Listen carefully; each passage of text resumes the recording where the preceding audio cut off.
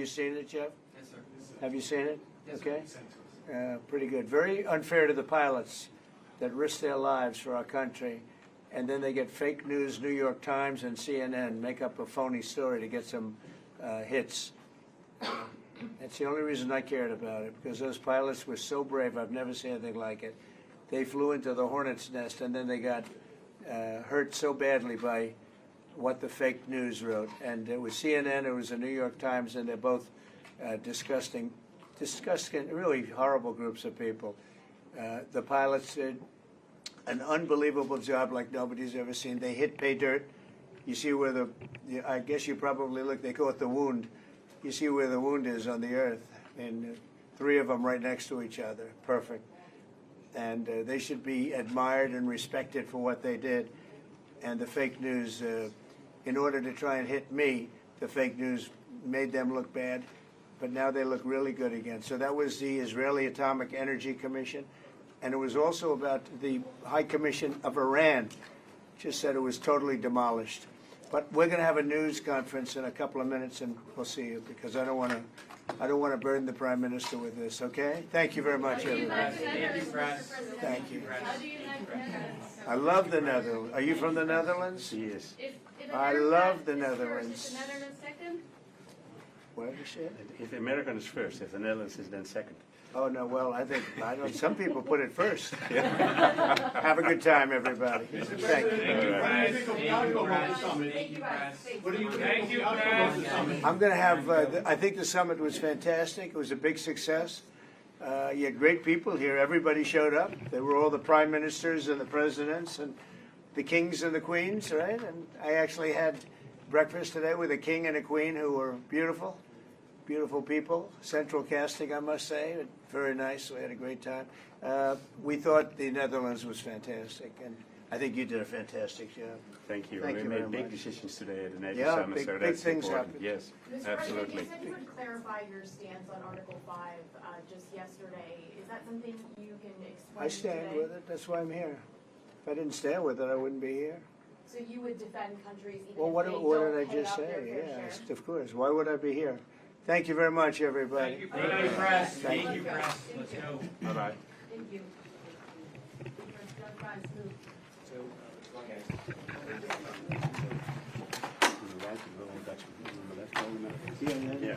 Oh, is that right? Yeah. It's a naturalist.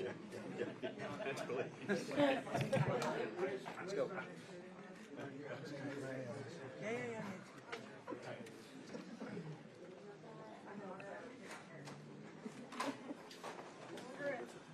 At the beginning.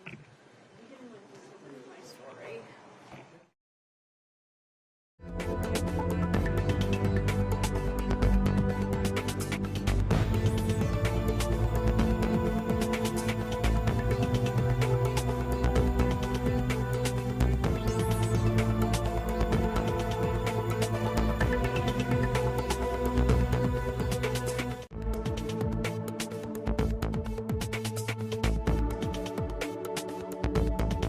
Clear.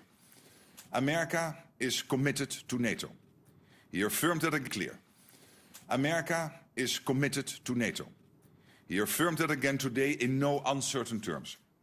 At the same time, he made clear that America expects European allies and Canada to contribute more. And that is exactly what we see them doing. European allies and Canada will do more of the heavy lifting, equalizing their spending and taking greater responsibility for our shared security. Of course, work does not stop here. This is day one. We now shift from agreeing on what we need to rolling up our sleeves and making this new plan a reality. And part of this requires that we rapidly expand our defense industrial capacity on both sides of the Atlantic. We need quality and quantity. We need to innovate, and we need to act fast. So we will continue our work to bring down barriers. We will leverage our partnerships with the European Union, with Ukraine, and in the Indo-Pacific to foster defense industrial cooperation. And there are major economic benefits, with the potential for literally millions of extra jobs across the alliance. The decisions made today will make NATO much stronger. They also make NATO a fairer alliance, with Europe and Canada stepping up and carrying their fair share of the responsibility for our shared security. The resolve of allies is clear. We are in this together, committed to Article 5, and we are determined to stand firm. No one should doubt our capacity or determination should our security be challenged. This is the stronger, fairer and more lethal alliance that NATO leaders have begun to build. Of course, this is also an alliance that stands firmly by our neighbor and partner, Ukraine. My dear friend Volodymyr Zelensky is here in The Hague with us at the NATO summit along with his team.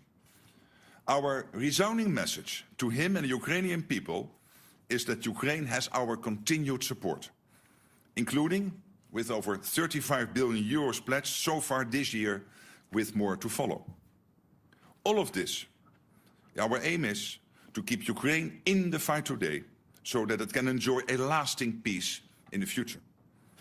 We stand by Ukraine in its pursuit of peace and will continue to support Ukraine on its irreversible path to NATO membership. It has been a momentous meeting today. Leaders have agreed on a trajectory that will ensure we are able to safeguard our freedom and security well into the future. And with that, I'm happy to take your questions. All right, I will call on people, and please, if you could state the outlet you're from, if I don't know that already. We'll start with Sky News. Yeah. Right here in the front and the center. We need a mic here. Thank you. Thank you. Deborah Haynes from Sky News. Hi. Hello. The language that you have used when talking to Donald Trump has been notable because of its flattery. Today you called him Daddy, and you sent a text message to him that was gushing with praise. Is this the way that you feel that you have to act when doing business with the US president, through flattery and praise? Isn't it a bit demeaning, and doesn't it make you look weak? No, I don't think so. I think it's a bit of a question of taste, but I think he's a good friend. And when he is doing stuff which is forcing us to, for example, when it comes to making more investments, I mean, would you ever think that this would be the result of this summit if he would not have been re-elected president? Do you really think that 7 or 8 countries who said, yeah, somewhere in the 2030s we might meet the 2%, we've now all decided in the last 4 or 5 months to get to 2%? So doesn't he deserve some praise?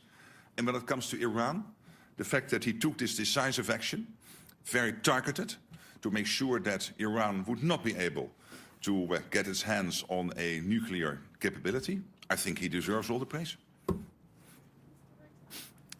All right. Next question. Let's come to the front here. I think it's BBC. Yes. Yes. Well, wait for the mic, please. Jamal Musawi from BBC Persian TV. You said that attack against Iran was illegal and in accordance with the international law. But today, Kaja Kallas said she is not sure that it was legal and in accordance with international law. Is there any kind of disagreement between you in NATO? No, there's not, but there will be many views always about international law. I think what the US did last weekend is justified. This is preventing Iran, and this is a request NATO has had for a long time, a position NATO has taken for a long time, that Iran should not get its hand on a nuclear deterrence. So I think it was totally justified what the US did. And I think it's also important that the American president is very much now working to get the ceasefire not only today and yesterday, but to have that ongoing over the coming weeks. All right. I see FT in the halfway back.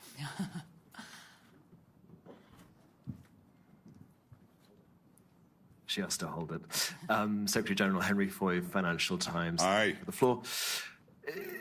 Donald Trump has said the US won't agree with the 5%. That's for all of us to do, but not him. Is that fair in an alliance that's built on sharing and unity? And secondly, what will you do if he comes back next year and asks for more than 5? Thank you. Well, but when it comes to the 5%, there are the two elements. One is the 3.5% core defense spending. The US is more or less there. And when it comes to the 1.5% defense-related spending, we can safely assume that the US is doing that. When you look at their enormous capacity when it comes to fighting cybercrime, hybrid threats, when it comes to their infrastructure investments, when it comes to developing the defense industrial base. So I think we can safely assume that the US is more or less at that 5% already. All right. Next, I think we'll go over to the left side again, about halfway back, Washington Post. We need a mic.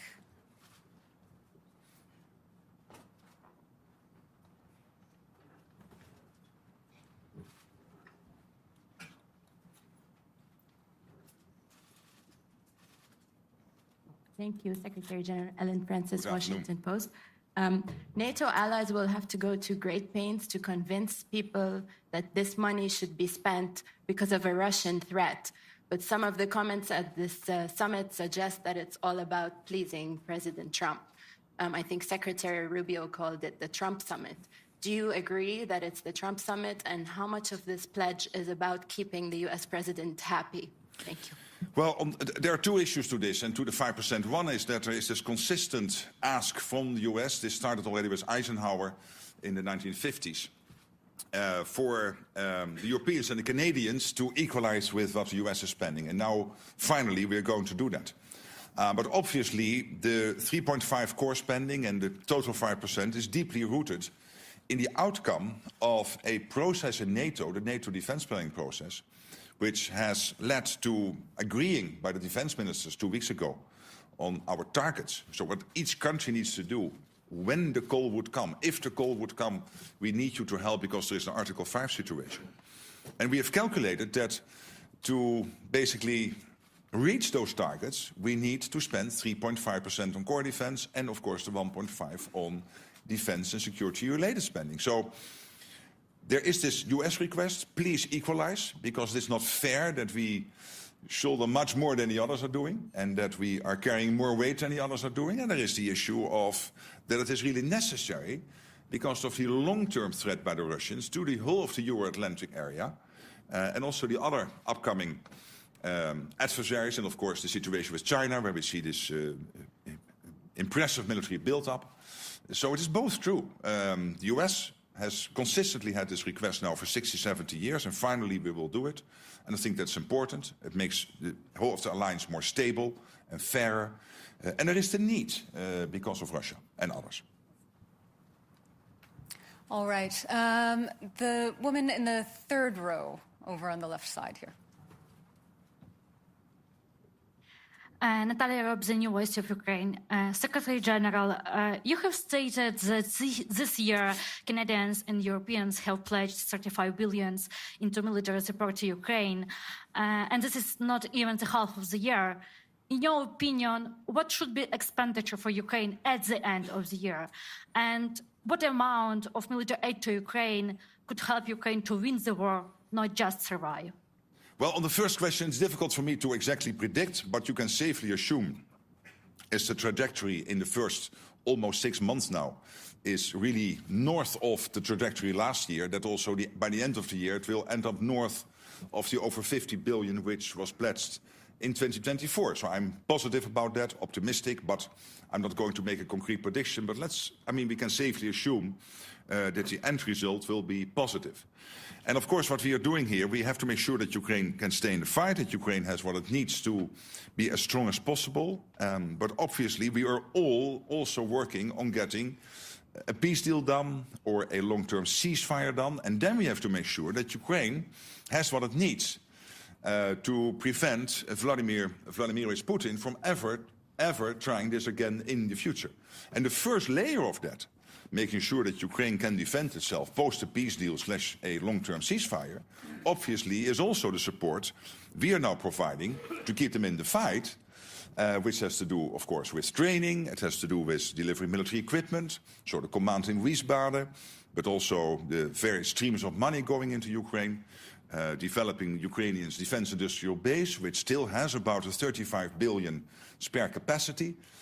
So this all together will help Ukraine to be as strong as possible now, but also to deter the Russians post a peace deal / a ceasefire.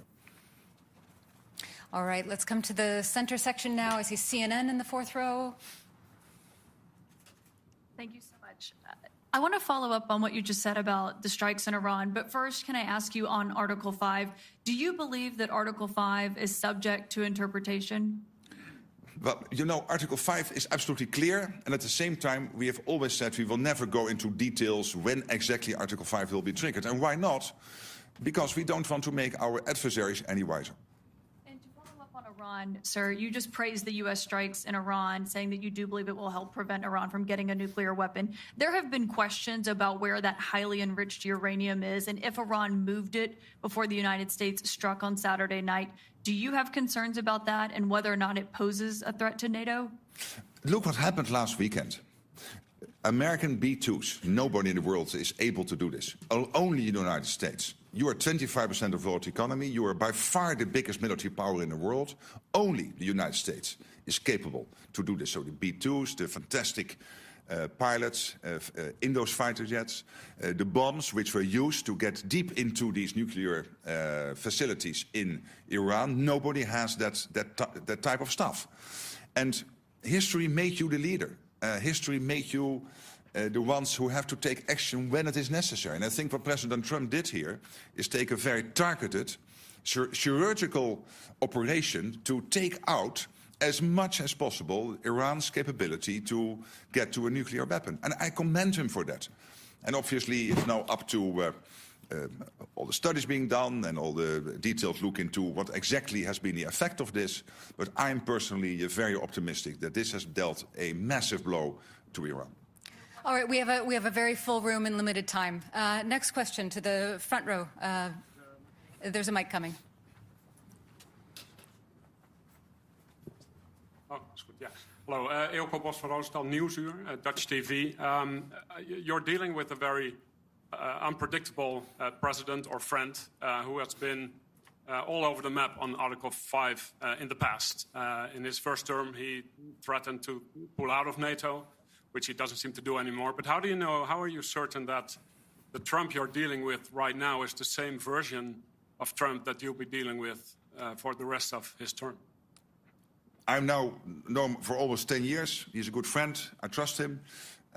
He was totally right that Europe and Canada were not basically providing to NATO what we should provide, and that the US was spending so much more on defense than the Europeans and the Canadians. Now we are correcting that. We are equalizing. I think it is a man of strength, but also a man of peace. You've seen that basically now with Iran.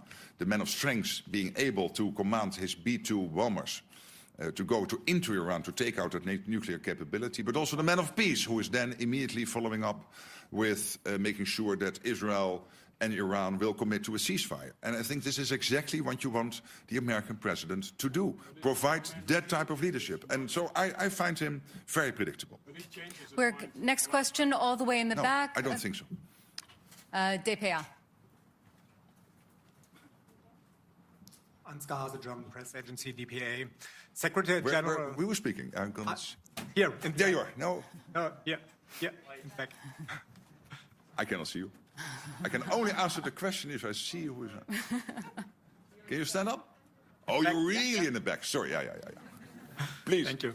Secretary General, I would like to come back to Article 5. Did President Trump promise in the meeting that he would stand by the allies until the end of his term? And if so, did he promise it without any conditions? Can I ask you, and not you, you're a journalist, so you're totally, of course, free to ask all those questions, but through you to some politicians in Europe and Canada to stop worrying. The United States is totally committed to NATO. The United States is totally committed to Article 5. How many times do we want them to say this? And as I said before, we have now had half a year when we constantly ask the US, are you with us, with NATO, with Article 5? So let's look for another country in NATO, one of the other 31, Iceland, the Netherlands, France or Canada, for the next half year to answer that question. All right. Limited time, lots and lots of questions. The woman in the green jacket here in the third row. Kathy Newman, Channel 4 News. Hi. Hello. You described in the communique Russia as a long-term threat. Isn't Putin an immediate threat? Did you water that language down to get agreement? No. Of course, if you're a long-term threat, you're also a short-term threat. So he is a threat now, and he is a threat in the long term. All right, same row, the woman in the white shirt with the glasses.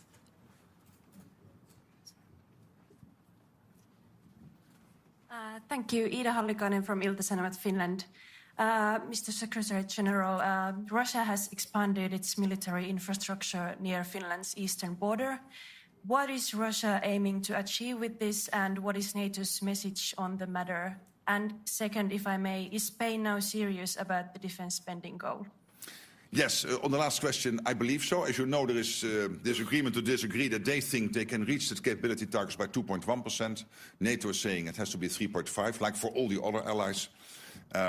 All allies will report on how they are getting to the capability targets, so we will see, and in 2029 we will anyway have a review of all of this. On your first question, well, let's not be naive about Russia. Of course, they are fighting this totally unprovoked war against Ukraine. But at the same time, and this is what we have been hearing, open source from many senior military leaders in Europe, including the Chief of Defense in Germany, they are building up their armed forces and reconstituting their armed forces at such a pace that they could be ready in 3, 5 or 7 years to attack NATO. And that is why today was so important and today is so transformational. Yes, to the question before, because we had to equalize with the US and end the debate which has now been running for 60, 70 years. But particularly also because we know that there is this Russia threat, short-term, long-term, whatever. But the Russia threat is there, and we have to make sure that we can defend ourselves. And that is why we are doing this. Okay, we just have time for a few more questions. NHK, so fifth row here. Sacha from NHK, the public TV station of Japan. Thank you. My question is about the IP4 countries, but which were here in The Hague.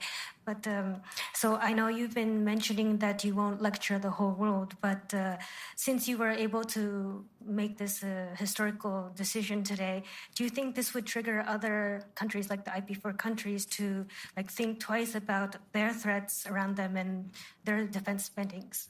Well, we have this close cooperation. I had yesterday an excellent meeting with the Japanese foreign minister. We will have a meeting with the senior leaders from the Indo-Pacific 4 countries later today, and there will be another meeting also with President Zelensky and European leaders. So, but with the Indo-Pacific 4, we will also meet. And this is because we know that our two areas, so the Euro-Atlantic and the Indo-Pacific, are getting more and more connected. Look at North Korea being so closely involved now in the war effort, and North Korean soldiers fighting on European soil against, on the Russian side, against Ukraine. That is rather historic. So this cooperation is important, where it's very much focused on innovation, very much focused on procurement, on defense industrial production, making joint assessments of what is happening in the Pacific, what is happening in the Euro-Atlantic, and how the two are more and more interconnected. And I must say, when I'm speaking to the leaders, and I was visiting Japan early April, having a long meeting with the Prime Minister, and I met him again last week in Calgary at the G7, but also the leaders of the Republic of Korea, Australia, New Zealand, they all are very much aware that, of course, part of having a deterrence is that you spend enough on it. And you see in all these countries debates ongoing on doing more where possible. But it is not up to me to advise them. Let me concentrate on the 32 and make sure that we do what we need to do. But I think that debate is taking place also in many countries outside NATO. Okay, I think we've just got time for a couple more questions. The center, fifth row, gentleman in the very center there. Yeah. Yes, my name is Heikki Aitikoski. I'm from the Finnish newspaper Helsingin Sanomat. Did you exchange views on Vladimir Putin and Mr. Trump seems to be in rather friendly terms with him? It would be interesting to hear what you talked about him. I've not changed my views on Vladimir Putin. I don't trust the guy, and of course I had a lot of dealings with him personally when we had a terrible situation with flight MH17, the Malaysian airline flight MH17, being shot out of the air by Russia in July 2014, and Putin telling me that he was not present in the Donbass and that he had no dealings in Ukraine and this, that, and the other, and these were all lies. We know that. Okay, for the sake of geographical diversity, all the way in the back, Telegraaf. Pim Cedee, De Telegraaf. Mr. Rutte, I have two short questions for you right here at the back. How do you think Vladimir Putin will look at this NATO summit in The Hague and the appointments being made between the 8 NATO allies? The other question, completely different one, but how big is the role of the Dutch King, Willem-Alexander, the Queen, and also Amalia in organizing this NATO summit and making it into a success? A big role. Last night was really amazing, and I mean, we are both Dutch, and we can be very fortunate to have this royal family. Of course, they have that overview, which many politicians who are there for 1 or 2 terms can never compete with. So we have a king here in the Netherlands who is now in that position for 12 years. And you sense that. I mean, the breadth, the benefits from which he is speaking, including with the American president and other leaders, is really impressive. And I've seen the same before with his mother, Queen Beatrix. So that is one of the huge advantages of having a monarchy. And I would say, well, to your and my country, let's be happy and let's be glad and grateful that his family is willing to do that. On the other question, I mean, look what Putin achieved. He wanted to divide the West, and now Finland and Sweden have joined NATO. He wanted to divide the West, and now we have committed to a 5% spending target. So he cannot be very happy, and he should not be very happy. All the way in the front, on the left. Never give the microphone away. Give it up so that you can see me. Dejan Šejnović, Nezavisna newspaper from Bosnia and Herzegovina. Thank you very much for this opportunity. So for the West Balkans, for the first time, long time, it hasn't been mentioned in the communique. What does it mean for our region? You yourself were several times talking about the importance of the region for the alliance. What can you tell us why it's not mentioned? Yeah, but again, this is not your traditional communique which you would see in the UN or in NATO in the past, where you would have 60 pages, 90 paragraphs, basically talking about the world from the birth of Jesus up to today and everything in between. I mean, that's done. We try to focus. So we are still very much concerned. KFOR is there in Kosovo. EUFOR is there in Bosnia and Herzegovina. I was visiting the region, had extensive talks with the leadership in Bosnia, in Kosovo. I had a dinner in Brussels with the president of Serbia. So we are very much involved as NATO. The EU, of course, is very much involved. We closely coordinate with Kaja Kallas and Ursula von der Leyen on the European side. But what we really want to do here is not to recall all the language, like the irreversible path of Ukraine into NATO. It's still there, nothing changed. But really to focus on 3 core issues in 5 paragraphs. And one of the paragraphs is about the next meeting. So basically 4 paragraphs. And that is about, as you know, production, spending, and Ukraine. Okay, final question to the young reporters in the front. Yes. We'll get a mic to you. Just a moment. Thank you very much for this opportunity, Secretary General. We are the youth correspondents. Absolutely. And you are here now for 2 days, and you have been marvelous. Yes, thank you. There's a lot happening in this world, and many children worry about it. Do you think we children can also fight for peace? Or should we trust that you could bring peace to the world?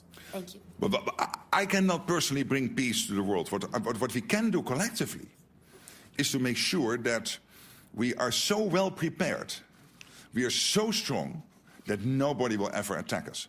So the best way to preserve your future and that our children can live in a democratic, free, open society where you can be who you want to be, think what you want, have free press, what we basically have in the West, and let's be honest, it's fantastic, is to make sure that we spend enough on our defense, particularly if we know that we have some adversaries who are really trying to get at us. So that's the best way to preserve your future. And that's what we try to do today, to make that commitment.